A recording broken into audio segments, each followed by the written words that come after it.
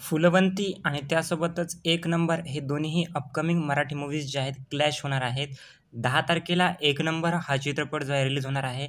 तर 11 तारखेला फुलवंती हा चित्रपट जो आहे ते रिलीज होणार आहे. तर सध्या बघायला जर गेलं तर मार्केटमध्ये जास्त हाईप जे आहे, जास्त प्रेक्षक इंटरेस्टेड जे आहेत फुलवंती या चित्रपटामध्ये आहेत.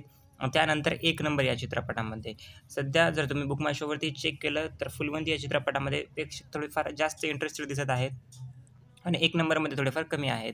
आता खरं जर सांगायला गेलं तर बघा जास्त एक हे म्हणतात की ॲडव्हांटेज किंवा जास्त एक चांगली गोष्ट कोणाकडे आहे तर ॲडव्हांटेज आहे तर ते बघा एक नंबर चित्रपटाकडं. ते यामुळं की एका दिवसा अगोदर रिलीज होत आहे एक नंबर.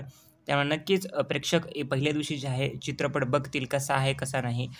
आणि त्यानंतर मग दुसऱ्या दिवशी जेव्हा फुलवंती रिलीज होईल, तेव्हा आपण म्हणू शकतो की या चित्रपटाची अगोदरच हाईप क्रिएट झालेली असेल व दुसऱ्या दिवशी हा चित्रपट आणखी जास्त प्रेक्षकांपर्यंत जे आहे पोहोचेल असं मला वाटतं.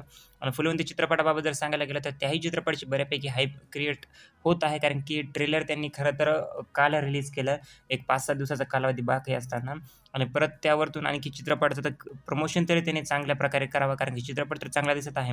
परंतु बाकी गोष्टी जर त्यांनी चांगल्या केल्या तर नक्कीच फुलवंती हाही चित्रपट जो आहे बॉक्स ऑफिस गाजू शकतो, असं माझं मत आहे. तर बघूयात आता फायनली कोणता चित्रपट चांगली कमाई करतो, कोणता नाही. तुम्ही या दोन्ही मूव्हीजपैकी कोणत्या मूव्हीला प्राधान्य द्याल? तुम्ही तुमच्या मते कोणता मूव्ही बघणार आहात? नक्की मला कमेंट सेक्शनमध्ये सांगा. Thank you.